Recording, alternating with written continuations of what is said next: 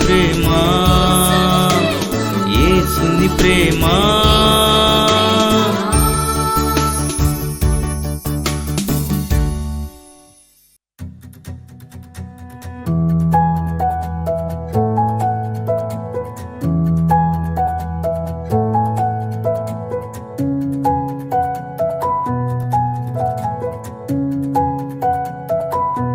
స్తుతి నైవేద్యం.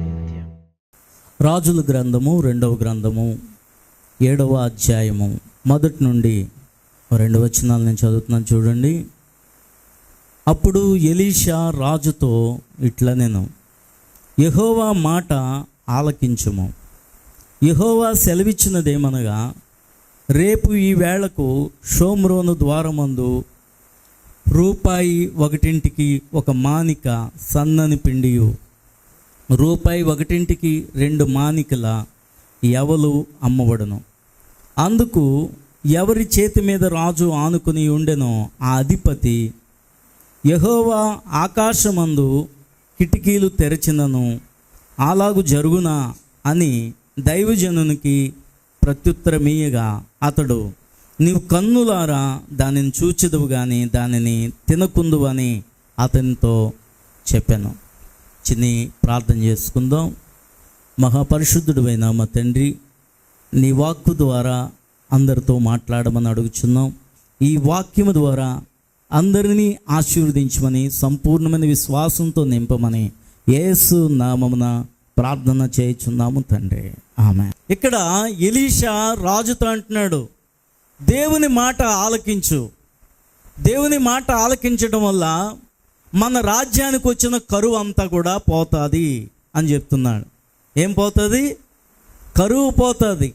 దేవుని మాట ఆలకించడం వల్ల కరువు పోతుంది, అశాంతి పోతుంది.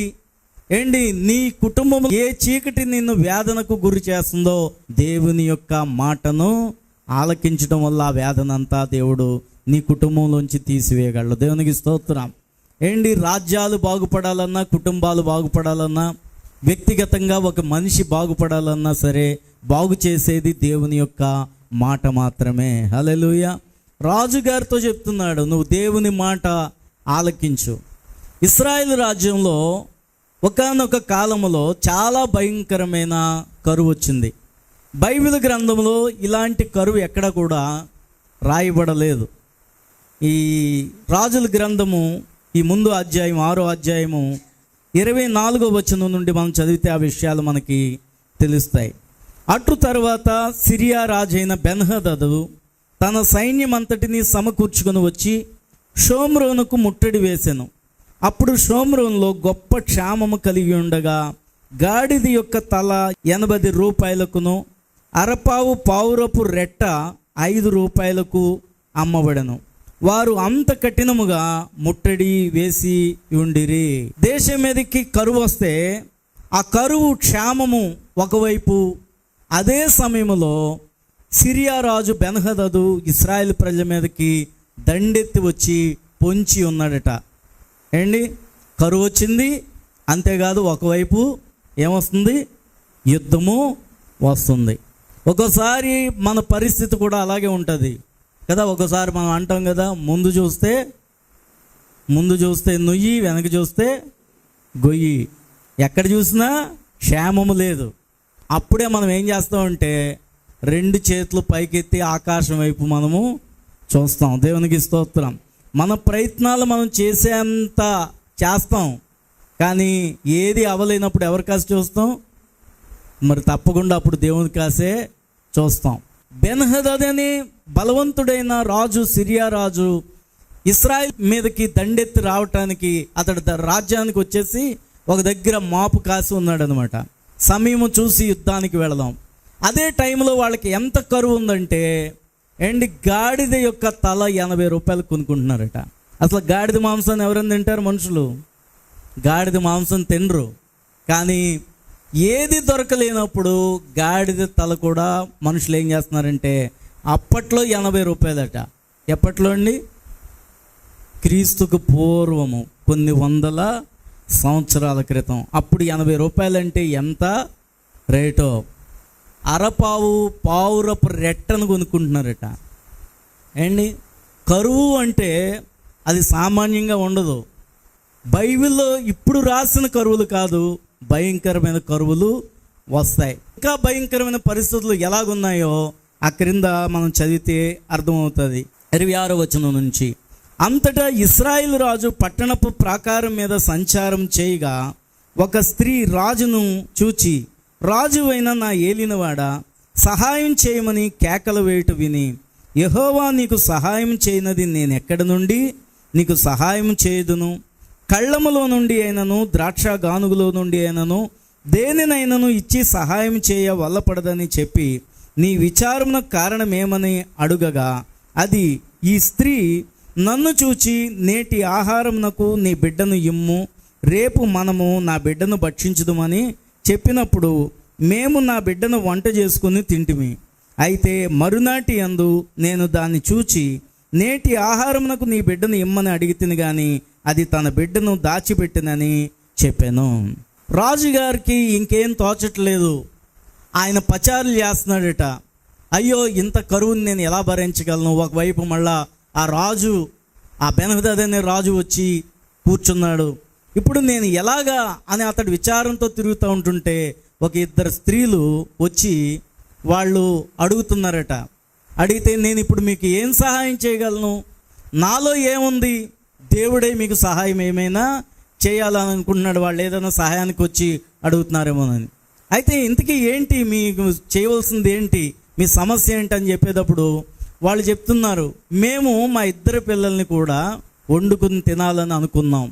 నిన్న ఇద్దరం మాట్లాడుకున్నాం, ఒకరోజు ఒకళ్ళని వండుకుందామని.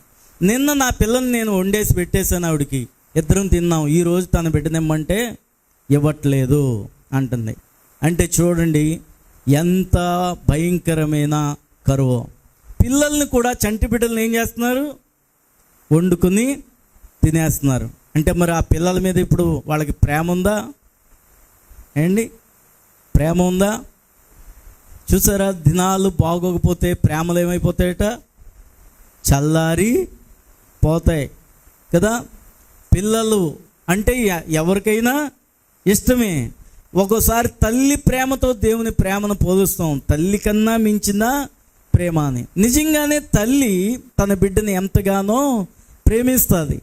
కానీ కరువు వచ్చినప్పుడు తల్లి ప్రేమ, తల్లి మమకారం కూడా ఏమైపోయిందంటే చచ్చిపోయింది.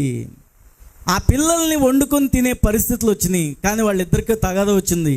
ఒక ఆవిడ ఏం చేసిందంటే తన పిల్లను వండుకొని ఇవ్వటానికి ఇష్టపడట్లేదు. అది రాజుగారికి చెప్పుకుందామని వస్తే ఆ రాజుగారు ఇంకా మతిపోయింది అతనికి. ఆ క్రింద చదివితే అతడు వెంటనే బట్టలు చింపుకొని గోనె పట్ట కట్టుకొని ఏడుస్తున్నాడు. గోనె పట్ట కట్టుకొని ఏడుస్తూ ఉంటుంటే అతనికి ఏమొచ్చిందంటే, ఎవరి మీద కోపం వచ్చిందంటే చెప్పాలంటే దేవుని సేవకుని మీద కోపం వచ్చింది. ఇదంతా ఎలీషా వల్లనే వచ్చింది. ఎలీషా వల్లనే ఎందుకు వచ్చింది అనుకుంటున్నాడంటే, పూర్వం అంతకంటే ముందున్న ఏలియా ఏం చేశాడంటే వర్షాన్ని బంధించేశాడు కదా. వర్షం లేకపోవడాన్ని బట్టి కరువు వచ్చినట్లుగా ఇప్పుడు మా దేశం మీదకి ఇప్పుడున్న ఈ ప్రవక్త ఎలీషా వలన కరువు వచ్చింది అని అతడు భావించి ఏం చేస్తున్నాడంటే ఎలీషా తలను తీసివేయాలి, రేపు ఈ పాటికి ఎలీషా బ్రతకడానికి వీల్లేదు అని చెప్పి అతని దగ్గరికి మనుషులను పంపించాడు. మనుషులను పంపిస్తే ఎలీషాకి వెంటనే అది తెలిసిపోయి శిష్యులతో అంటాడు, వాడు రాకుండా తలుపులు వేసేయండి అని. తలుపులు వేసేయండి అని చెప్తే అతడు తలుపులు వేసేస్తాడు.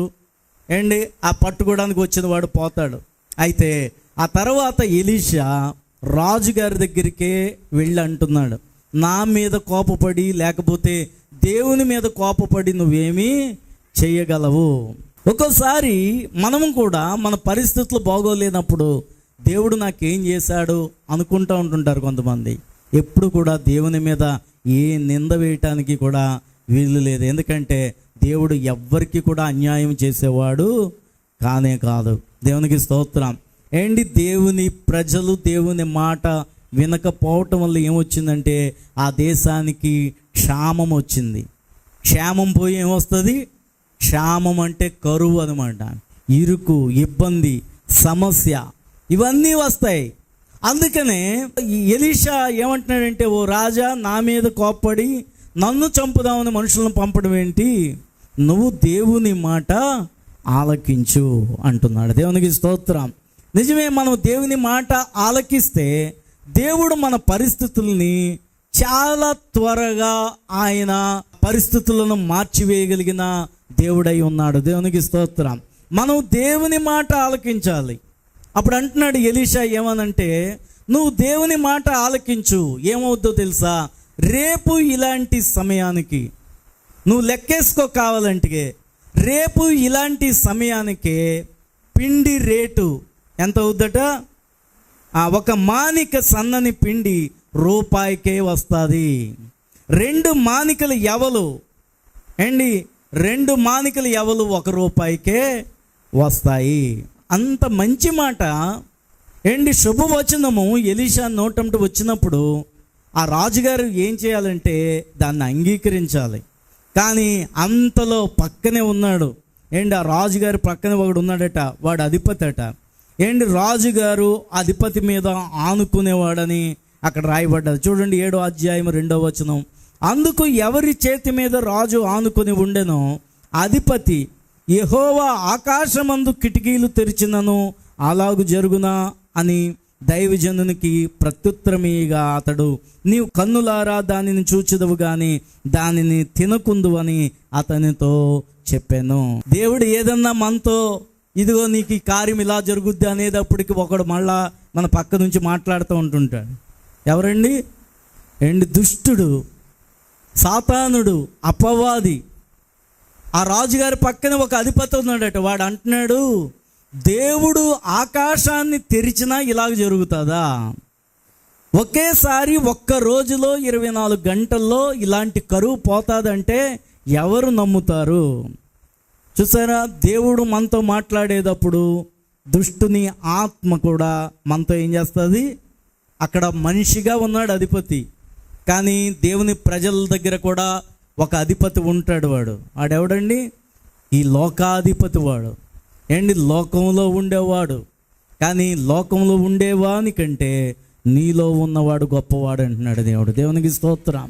లోకంలో ఉండేవాడు చీకటి, సాతాను, దుష్టుడు.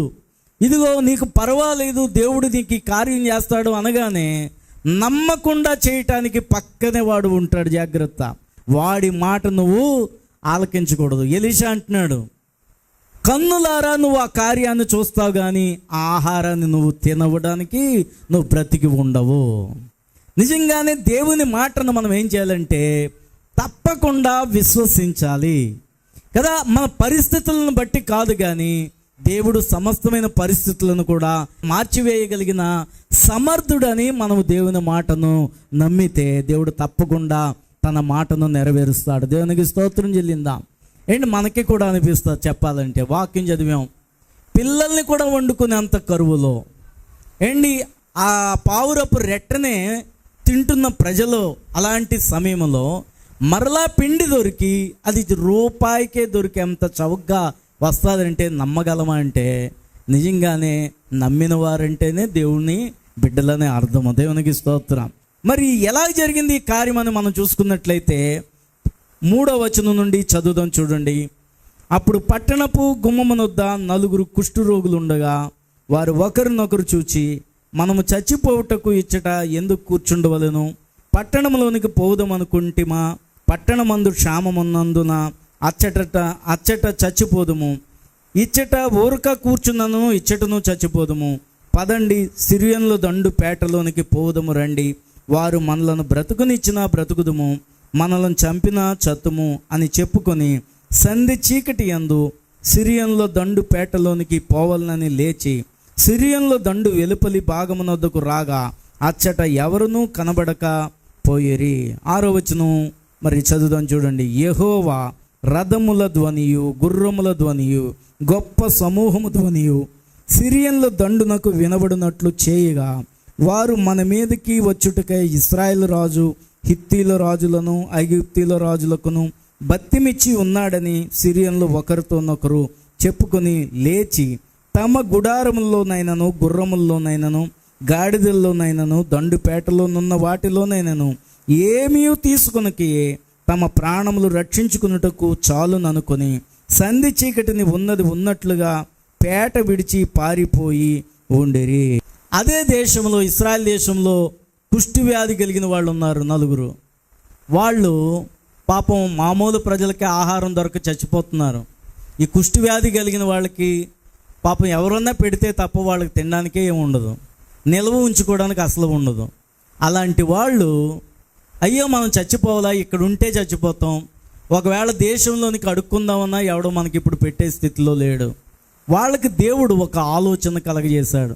దేవుని ఆలోచనలు ఒక్కోసారి మనకు ఆశ్చర్యంగా ఉంటాయి. ఎలాంటి ఆలోచన అంటే, మనము సిరియన్లు దండులోనికి వెళదాం అంటే, యుద్ధానికి చేయడానికి వచ్చిన ఆ సిరియన్లు అన్యుల సైన్యంలోనికి మనం వెళదాం, అక్కడ కూడా మనం చంపేయచ్చు. కానీ వాళ్ళకి ప్రేరేపణ ఒకటి దేవుడు ఏం చేశాడండి, తీసుకొని వచ్చాడు. అక్కడైనా సరే ఒకవేళ వాళ్ళు పెడితే తిందాం లేకపోతే చచ్చిపోదాం అన్నట్లుగా వారు వెళ్ళారట. వారు వెళ్ళిన ఆ కుష్ఠవ్యాధి కలిగిన వాళ్ళు వెళతా ఉంటుంటే దేవుడు చేసిన అద్భుతం ఏంటంటే, రథాల ధ్వనిని, గుర్రాల ధ్వనిని, వీళ్ళు వస్తున్న ధ్వని శత్రువులకి ఎలాగ వినపడ్డదంటే, అది గొప్ప సమూహం వలె రథాల ధ్వని వినపడ్డదట. గుర్రాలు చప్పుడు వాళ్ళకి వినబడేటట్లుగా ఎవరు చేశారు? అది దేవుడు చేశాడు. దేవునికి స్తోత్రం చెల్లిందాం. సిరియన్లు ఆ ధ్వని విని, ఇశ్రాయేలు రాజు పాపం ఏడుస్తూ ఉన్నాడు అక్కడ. ఏడుస్తా అతడు విచారంతో అతడు ఉన్నాడు చెప్పాలంటే. కానీ ఇశ్రాయేలు రాజు మన మీదకి చాలామందిని, వాళ్ళ ఫ్రెండ్స్ని, మిగిలిన రాజుల్ని మన మీదకి కూడగట్టుకుని తీసుకొని వచ్చి మనం జయించడానికి అర్ధరాత్రి వేళ ఇప్పుడు మన దగ్గరకు వస్తున్నాడని వాళ్ళు భయపడేటట్లుగా దేవుడు వాళ్ళలో భయాన్ని కలగజేశాడు. దేవునికి స్తోత్రం చెల్లిందాం. నిజంగానే దేవుడు మనల్ని భయపడవద్దు అంటున్నాడు. మనం నిజంగానే భయపడకుండా ఉంటే సాతానికే దేవుడు ఏం చేస్తాడంటే భయాన్ని కలగజేస్తాడు. అల్పులైన వాళ్ళని దేవుడు వాడుకున్నాడు అక్కడ. వాళ్ళు కుష్ఠవ్యాధి కలిగిన వాళ్ళు, వాళ్ళకి దేవుడు ఆలోచన పుట్టించాడు. ఎవరు సిరియన్లు దండు దగ్గరికి వెళ్ళమన్నా వెళ్ళరు.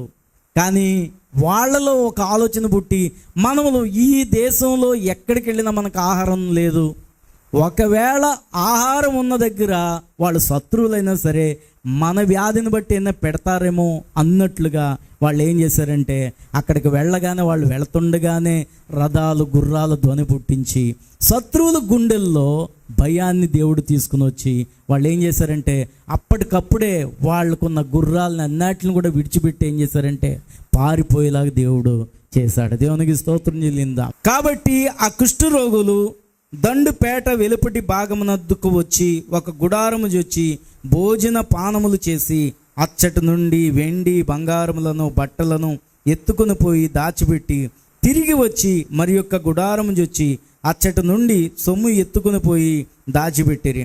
వారు మనము చేయనది మంచి పని కాదు, నేటి దినము శుభవర్తమానము గల దినము, మనము ఊరుకొన్న నేల తెల్లవారు వరకు మనం ఇచ్చట నుండిన ఎడల ఏదైనా ఒక అపాయం మనకు సంభవించును గనుక మనం వెళ్ళి రాజు ఇంటి వారితో సంగతి తెలియజెప్పుదము రండని ఒకరితోనొకరు చెప్పుకొని వచ్చి పట్టణపు ద్వారపాలకుని పిలిచి, మేము సిరియలను దండుపేటకు పోతిమి.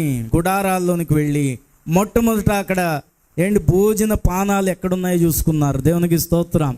చూడండి, మొట్టమొదట ఏం కావాలి మనిషికి? ఆకలితో ఇప్పటి నుంచి ఉన్నారు వాళ్ళు. అక్కడ వెండి ఉంది, బంగారం ఉంది, విలువైన వస్తువులు ఎన్నో ఉన్నాయి, బట్టలు ఉన్నాయి. కానీ అన్నిటికంటే ప్రధానమైంది మానవునికి ఏం కావాలి? వెండి బంగారం బాగుండేటప్పుడే కావాలి. కానీ తిండి అది లేనప్పుడు వెండి బంగారం అయినా పనిచేస్తాయా? చూడండి, వాళ్ళు మొట్టమొదట ఆహారం దగ్గరికి వెళ్ళి పుష్టిగా మొత్తానికి తృప్తిగా వాళ్ళు ఏం చేశారు? తృప్తిగా హాయిగా తిన్నారు. అప్పుడు వెళ్ళారు వెండి బంగారం దగ్గరికి. మనం అనుకుంటాం వెండి బంగారం గొప్పవే, కానీ అవి ఇలాంటి పరిస్థితుల్లో గొప్పవేమీ కానే కాదు. కుష్ఠవ్యాధి కలిగిన వాళ్ళు భోజనం తిని ఆ తర్వాత వెండిని బంగారాన్ని బట్టల్ని వాళ్ళకి ఏది నచ్చితే వాటిని దాచుకున్నారు. దాచుకోగానే వాళ్ళకు ఒక మంచి బుద్ధి వచ్చింది. దేవునికి స్తోత్రం.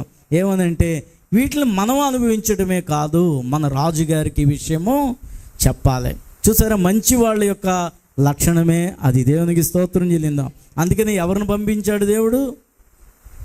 వాళ్ళనే పంపించాడు. కుష్టి వ్యాధి కలిగిన వాళ్ళనే పంపించాడు. అదే మామూలు వాళ్ళు వెళ్తే ఎలాగుండును? వాళ్ళే దాచుకుందరేమో. కానీ వీళ్ళు ఏం చేశారంటే, ప్రజలందరూ కూడా ఇప్పుడు అన్నం లేక ఏడుస్తున్నారు, ఇక్కడ సమృద్ధి అయిన ఆహారం ఉంది, మొట్టమొదట మనము రాజుగారితో ఈ విషయాన్ని చెప్పాలనుకున్నారు. దేవునికి స్తోత్రం చెల్లిందాం. హల్లెలూయా. వెంటనే వాళ్ళు రాజుగారికి ఆ వర్తమానం చెప్తే రాజు నమ్మట్లేదు. మీరు ఆ తర్వాత చూస్తే రాజుగారికి ఏం లేదు విశ్వాసము లేదు. అతను అంటాడు, రాజు అంటాడు, సిరియన్లు ఉట్టినే నాటకం ఆడుతున్నారు, వాళ్ళు ఏ పొలంలోనో దాక్కొని ఇక్కడ ఎవరు లేరని అనుకుంటారని, మనం వెళతామని వాళ్ళు అలా చేస్తున్నారని అనుకుంటాడు. కానీ రాజుగారి పక్కన ఉండే ఒక సేవకుడు ఏమంటాడంటే, ఏమో వాళ్ళు చెప్పారు కదా, మనది ఏం పోయింది, ఒక 5గురిని పంపండి రాజుగారు, అక్కడ ఏం జరిగిందో చూసి వస్తారని చెప్పినప్పుడు అతడు మంచి సలహాను ఇస్తాడు. నిజంగానే ఎప్పుడు కూడా పెద్దవాళ్ళకైనా సరే మనం మంచి సలహా ఇవ్వాలి ఎప్పుడు కూడా. దేవునికి స్తోత్రం కదా. మనం చిన్నవాళ్ళు మనం ఏం మాట్లాడకూడదు అని అనుకోకూడదు.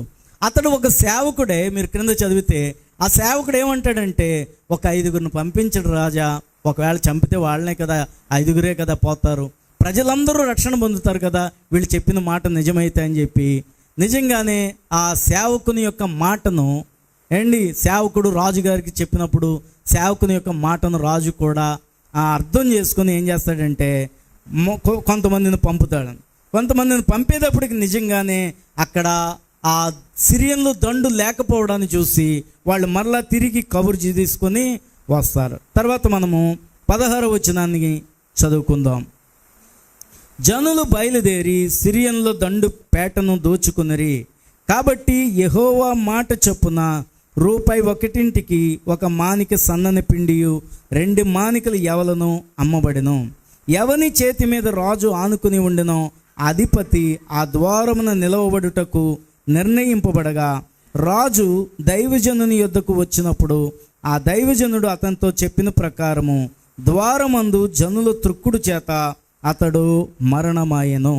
రాజుగారు ఆజ్ఞ మేరకు అక్కడ ఏమవుతుంది, ఆ పిండిని రూపాయికి 1 మానిక, యవలు రూపాయికి 2 మానికలు అమ్మబడతా ఉన్నాయి. అధిపతికి అప్పుడు డ్యూటీ ఎక్కడ పడ్డదంటే, అక్కడే కాపలాగాసే వాడుగా ఉన్నాడట అధిపతి. ఈలోగా జన సమూహం త్రొక్కుకోవడాన్ని బట్టి ఏం జరిగిందంటే, అధిపతి మొత్తానికి దేవుని సేవకుడు చెప్పినట్లుగా దేవుని మాటను బట్టి అక్కడికక్కడే అతడు చచ్చిపోయాడు. దేవునికి స్తోత్రం చెల్లిందా. చూడండి, ఒక్క రోజులో దేవుడు ఏం చేశాడండి, పరిస్థితులన్నిటినీ కూడా ఆయన మార్చివేశాడు దేవుడు. నిజంగానే మనము దేవుని మాటను విశ్వసిస్తే మన పరిస్థితులు కూడా దేవుడు మార్చగలిగిన సమర్థుడు అయినా. దేవునికి స్తోత్రం. నీ పరిస్థితులు ఎలాంటివైనా అనవసరం, దేవుని యందు మనం ఏముంచాలి, విశ్వాసం ఉంచాలి. ఈ దినమున ఈ వాక్యం విన్న వారి జీవితాల్లో కూడా గొప్ప అద్భుతమైన కార్యాలు జరిగించి నీ నామానికి మహిమ తెచ్చుకో తండ్రి. ఎంతమంది అయితే వ్యాధులతో బాధపడుతున్నారో, కరువులతో, ఇబ్బందులతో, సమస్యలతో వేసారిపోతున్నారో, ఈ దినమున నీ వాక్యం ద్వారా నువ్వు మాట్లాడావు ప్రభువా.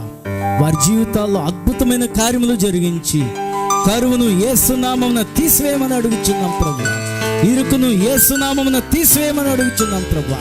వ్యాధిని యేసు నామమున తీసివేయమని అడుగుచున్నాం తండ్రి. యెహోవా రాఫా రాఫా అనేక మందిని ఇప్పుడే మీరు తాకమని అడుగుచున్నాం తండ్రి. గొప్ప శాంతి, సమాధానము, నెమ్మది, దీవెన, ఆశీర్వాదములను బిడ్డలందరికీ దయచేయమని యేసు నామమున ప్రార్థన చేయుచున్నాము తండ్రి. ఆమేన్. ఈరోజు పెళ్లి రోజు జరుపుకుంటున్న ఆనంద్ లక్ష్మి గారిని దేవుడు దీవించి ఆశీర్వదించి ఈ యొక్క నూతన సంవత్సరంలో ఐక్యత, ప్రేమ, శాంతి, సమాధానాలు ఈ యొక్క కుటుంబానికి నింపునుగాక. Happy wedding anniversary.